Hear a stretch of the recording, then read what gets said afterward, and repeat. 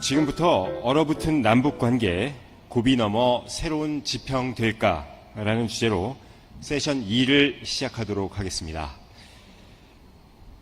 네, 이번 세션의 사회는 이종석 세종연구소 수석연구위원님께서 맡아주시겠습니다.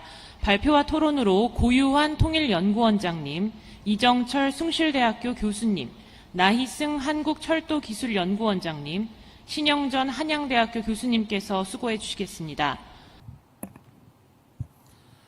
예, 신영전입니다. 이렇게 의미 있는 자리에서 발표를 할 수 있게 돼서 기쁘게 생각합니다. 북한은 어느 세계 어느 나라보다 빠르고 적극적으로 코로나19에 대처해 오고 있습니다. 1월 22일 날 국경을 폐쇄하고 2월 6일 범부처 조직인 중앙인민보건지도위원회를 가동시킵니다. 2월 26일에는 잠복기를 종래 14일에서 24일로 변경하는 조치도 시행합니다. 4월 11일에는 노동당 정치국 회의에서 코로나19에 대한 내각 공동 결정서를 채택합니다.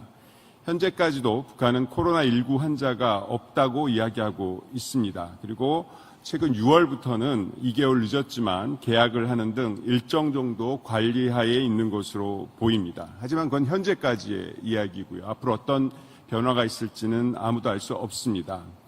하지만 중국에서 최초의 코로나19가 보고된 시점이 2019년 12월 초입니다. 그러면 북한이 국경을 폐쇄한 1월 22일로 보면 약 2달간 국경이 열려 있었다는 얘기가 됩니다. 그래서 아마도 북한의 코로나19 환자의 유입과 환자 발생은 지속되고 있으리라고 판단이 됩니다. 이 조직표는 북한이 이 코로나19에 대응하기 위해서 만든 조직표입니다. 한 가지 흥미로운 것은 오른쪽 위에 국가계획위원회, 그러니까 경제를 관장하는 부서가 전체 체계의 총무 역할을 하고 있다는 것을 알 수가 있습니다. 북한이 코로나19 유행에 대한 북한의 대응은 국경 폐쇄, 검역 강화, 물자들까지도 10일 동안 일단 대기시키는 조치들을 하고 있습니다. 그리고 소독에 아주 심혈을 기울이고 있고 환자 발견 체계를 호담당 의사제를 통해서 지속적으로 발견해내고 있습니다. 그렇지만 가장 중요한 것은 유사 환자가 생겼을 때 결국 격리를 중심으로 대응하고 있습니다. 하지만 이것이 기간이 30일간 격리를 시켜야 하는 것이기 때문에 상당히 쉬운 일은 아닌 상태라고 판단이 됩니다. 치료 부분은 현재 남쪽이나 북쪽이나 특별한 치료 방법이 없고요. 북한이 또한 가장 심혈을 기울이는 것은 교육 선전 방식이라고 할 수 있습니다. 그래서 거리 방송도 지속적으로 진행하는 것으로 보고되고 있습니다. 코로나19가 바꾼 북한의 일상은 현재까지 여러 매체의 보도를 종합해 볼 때 시장이 폐쇄되거나 축소 운영되고 있고 그 다음에 수입 물류에 상당한 소독 등을 하느라고 검역 기간이 연장되고 있고 가두 방송 그리고 그 조직 단위에서 하는 총화 회의도 개인 보고로 대체하는 등 많은 변화가 있는 것으로 되어 있습니다. 군인들의 외출 금지 조치도 취해주고 있는 것 같고요. 장거리 여행 시 역학 증명서를 추가로 발급돼야 되는 조치도 현재 시행 중인 것으로 보입니다. 제일 걱정이 되는 것은 북한의 식량 부족 사태인데요. 매체마다 그 보고 양상이 좀 다릅니다. 하지만 분명한 것은 지난해보다는 많이 올랐고 또 앞으로가 더 문제고 지금 그동안에 있었던 식량으로 버티는 데는 이제 거의 한계에 도달한 시점이 아닌가 그렇게 판단하고 있습니다. 코로나19 유행에 대한 북한의 대응의 한계점은 기본적으로 이 코로나는 아시다시피 진단 키트가 있어야 합니다. 진단 키트가 있어야 그게 코로나인지 확인할 수 있고 또 진단 키트가 있어야 이제 다 나았으니 격리를 해제할 수 있다라는 판단을 할 수가 있습니다. 키트가 만약 없다고 하면 이 제대로 된 코로나19를 관리할 수 없는 상태인데 여전히 북한은 이 코로나 키트를 확보하는데 충분한 수를 확보하는데 성공하지 못하고 있습니다. 또한 적절한 격리시설이나 특히 보호장구들이 상당히 고가이기 때문에 충분히 확보하고 있지 못해서 적극적인 대응이 어려운 상황입니다. 치료시설 역시 치료시설 죄송합니다. 치료시설 역시 음압병실이나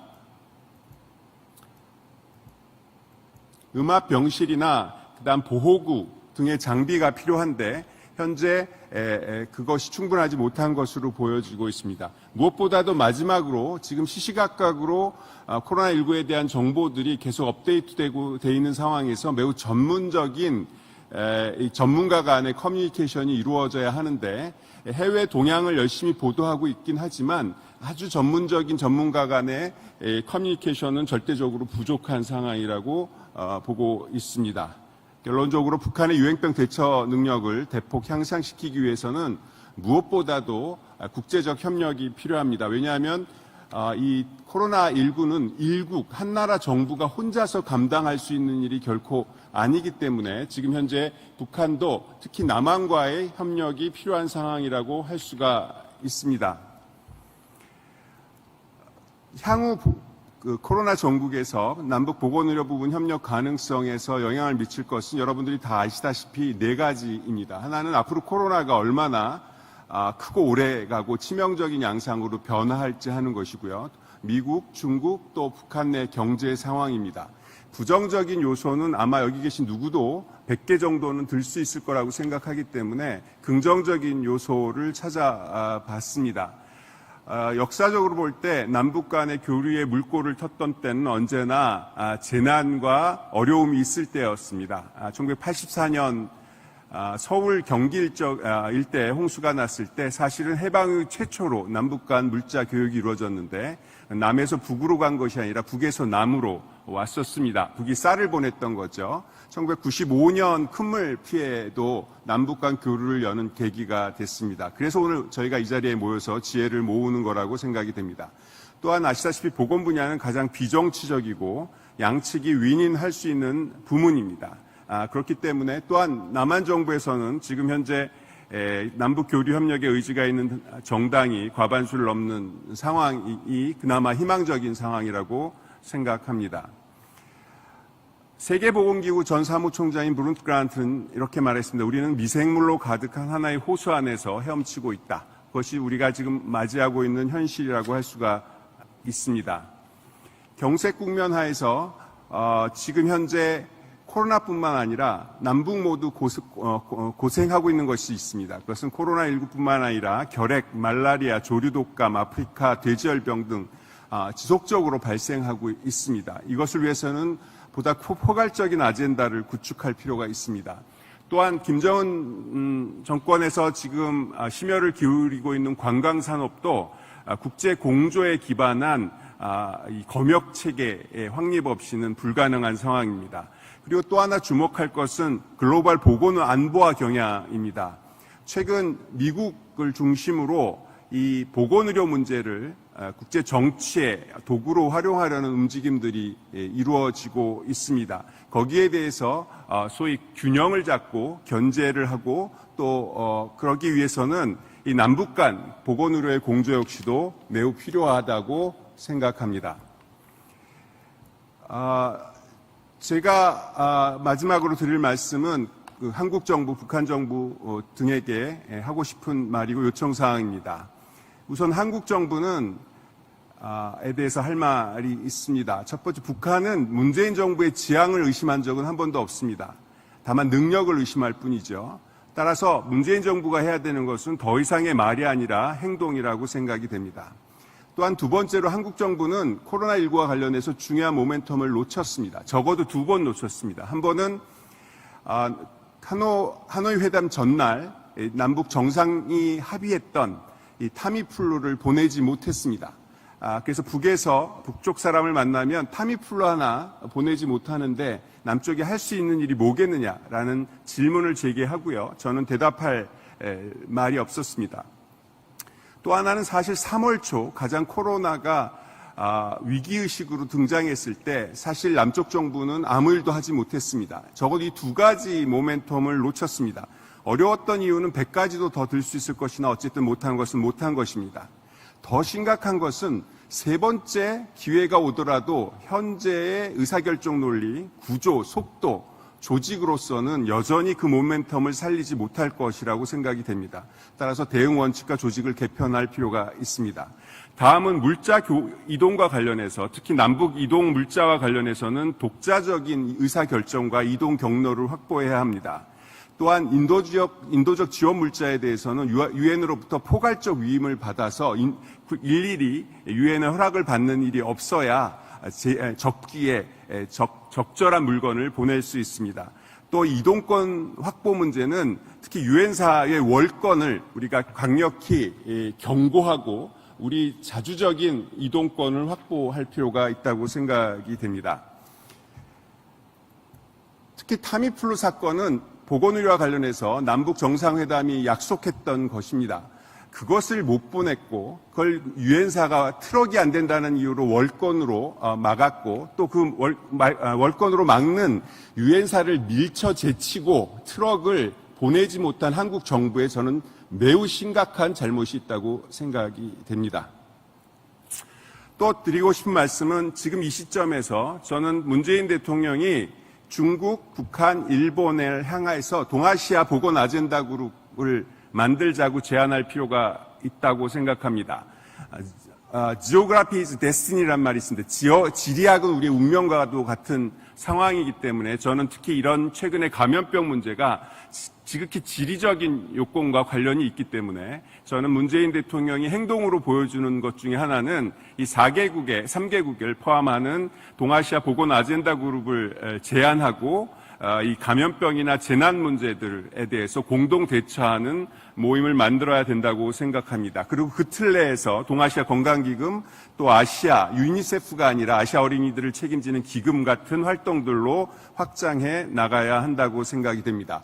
무엇보다도 기존의 약속을 지키는 것도 매우 중요합니다. 북한 정부에게 요청합니다. 제가 최근에도 북한에 가서 만났는데 남쪽 방송을 열심히 청취하고 있었습니다. 그렇기 때문에 아마 이 방송도 보고 있을 거라고 생각이 됩니다. 그래서 북한 정부에게 요청합니다. 첫째, 남북 관계는 세 종류가 있습니다. 하나는 서로 설득해봤자 소용이 없는 것들입니다. 그리고 두 번째는 서로 오해하고 있는 부분들입니다. 세 번째는 좋으나 싫으나 협력해야 하는 것들입니다. 지금 코로나 사태나 재난이 그렇습니다. 이 세 번째, 이 코로나나 재난 문제에 대해서는 좋든 싫든 협력해야 됩니다. 따라서 즉각적인 전문가 실무회담을 진행하고 거기에 응해야 됩니다.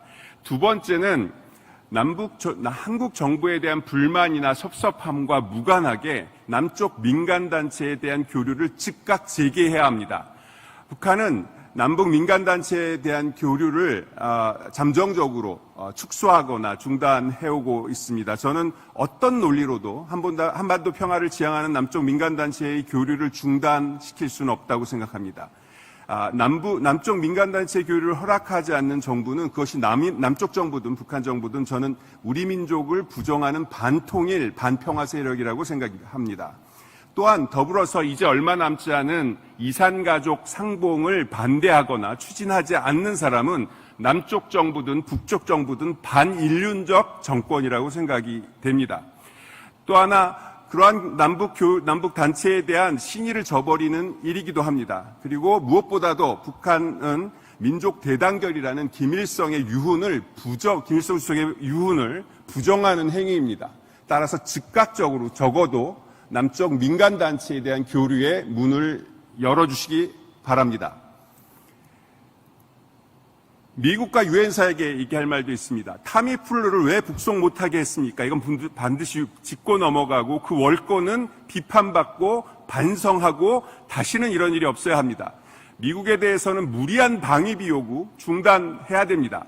그리고 한국 내 생물학적 실험실 설치 등 운영 중단해야 됩니다. 그리고 국제안보라는 명목하에서 국제기구에 대한 압력을 가해서 하는 행위도 중단해야 합니다.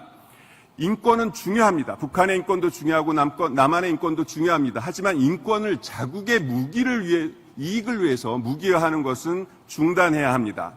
미국에 대한 한국의 민심이 급격히 악화되고 있다는 사실을 미국은 직시해야 합니다. 지금 방식을 고수할 경우 한국인들은 다른 선택을 하고 미국은 소중한 동맹을 잃을 것입니다.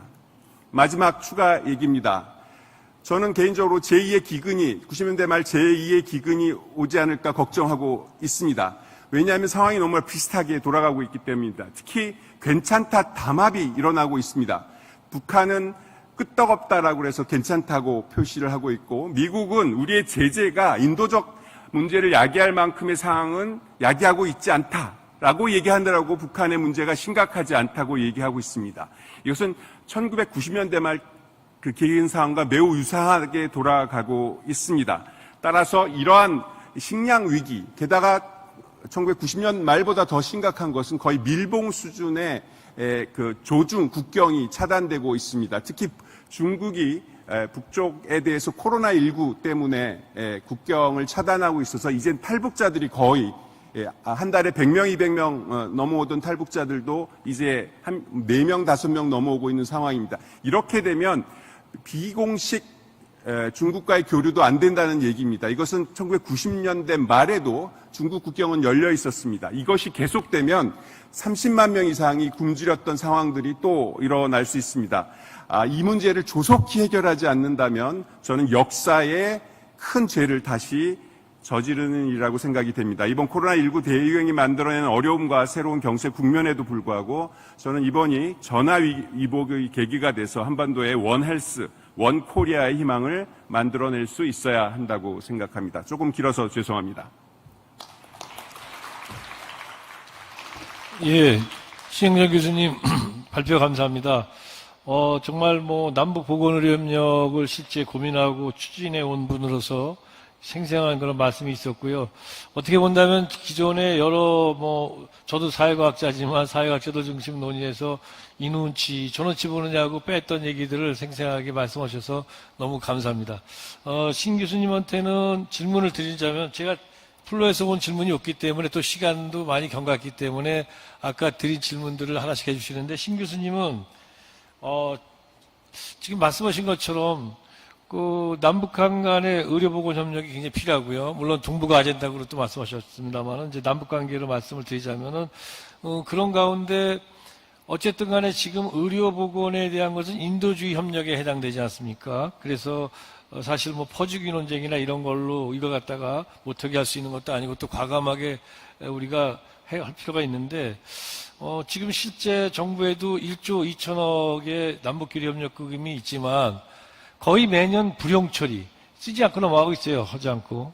그걸 다 쓰라는 얘기를 하는 게 아니라 기금도 있다. 그러니까 어려운 한국 경제 상황에서 무조건 북한을 지원하라는 게 아니라 우리가 법에 맞게 쓸 수 있는 기금도 있는 상태에서, 그러면 어느 정도 규모의 북한에 대한 이 시점에서, 그러니까 구체적인 얘기입니다. 그냥 개인 의견이시지만 어느 정도 규모의 그러면 코로나 관련된 방역 지원이나 또 더 중요한 건 지금 북한에서 평양종합병원 건설을 갖다가 국정 제1순위로 삼아서 건설하고 있는데, 건설은 그들이 하지만은 의료기기나 의약품 같은 게 절대로 필요하지 않습니까? 이런 부분을 갖다가 그럼 어느 정도 규모로 우리가 도와주는 것이 적당하다라는 걸 좀 나름대로 좀 규모로, 왜냐하면 이 규모가 왜 중요한 이유는 규모를 적당하게 조금 만들어가지고 상대에게 제시하면은 상대에게는 상당히 자존심 상하게 만들고 이거 받을 필요 있나 이렇게 생각하기도 할 수 있단 말이죠. 그래서 정말 우리가 나름대로 사심 없이 지원을 한다고 했을 때 어느 정도 규모일 것인가에 대해서 과감한 한 말씀을 나중에 부탁을 드리겠습니다. 그럼 신 교수님이 시원하게 한 말씀 부탁드리겠습니다. 예, 김정은 위원장이 되면서 가장 먼저 했던 일 중에 하나가 유경 어린이병원, 그다음에 안과병원, 구강병원을 만든 거였습니다. 그리고 최근에 또 평양에 종합병원을 만들고 있습니다. 이유가 뭐든지 간에 김정은 위원장은 어쨌든 보건의료 문제에 대해서 굉장히 관심을 갖고 있는 건 맞는 것 같습니다. 그리고 코로나 이전이긴 하지만 작년 12월 전원회의에서 보건의료와 관련해서 보건의료야말로 사회주의의 우월성을 인민들이 체감할 수 있는 사회주의 영상이다, 이런 표현을 했습니다. 그런 면에서 저는 이 평양병원에 대한 기대도 있지만 이 보건의료에 대한 전격적인 지원들에 적극적이지 않을 수도 있겠다, 그런 표방 때문에 그런 걱정도 좀, 역의 걱정도 좀 있습니다. 질문과 관련해서 얼마 정도의 예산이 필요하겠냐는 질문에 대해서 현문우답을 좀 하면 저는 1억이면 충분하다고 생각이 됩니다. 그럼 1억으로 뭘 할 거냐 하면 전 타미플루 1억 달러 말씀하시는 겁니까? 아니면 예, 1억 원입니다. 1억 원. 예. 1억 원으로 뭘 할 거냐 하면 우선 지난번에 보내지 못했던 타미플루 20만 명분을 살 겁니다. 그리고 트럭에 태워서 남쪽 출입국 사무소를 지나서 그다음 유엔사 관장 지역을 지나서 적어도 북쪽 출입국 사무소까지 보내는 일이 제일 중요한 일이라고 생각이 됩니다. 심지어 북한이 받든 안 받든 저는 보내야 된다고 생각합니다. 이건 자존심의 문제고 약속의 문제입니다. 그리고 북이 바라는 것도 그거지 엄청난 액수의 돈이라고 생각하지 않습니다. 그리고 거기에 운전사를 못 구하면 제가 무료로 갈 용의도 있습니다. 예, 신 교수님, 현문의답이 아니고 우문현답을 해주셔서 감사드립니다. 규모나 돈이 문제가 아니고 일단은 합의를 이행하고자 하는 의지와 실천이 있어야 된다. 그러니까 유엔사고 뭐고 뭐 우리가 합의했으면 무조건 그냥 돌진해가지고 돌파하는 이게 있어야지 그 다음 얘기를 하는 거지. 그거 없이 무슨 뭐 다른 얘기 필요 있겠나? 그 말씀해 주셨는데 깨달은 바가 컸습니다. 맞습니다. 어쨌든 간에 합의 이행을 위한 그 나름대로의 강한 의지와 실천, 이게 아마 지금 역시 우리에게 필요한 게 아닌가 이런 생각이 듭니다.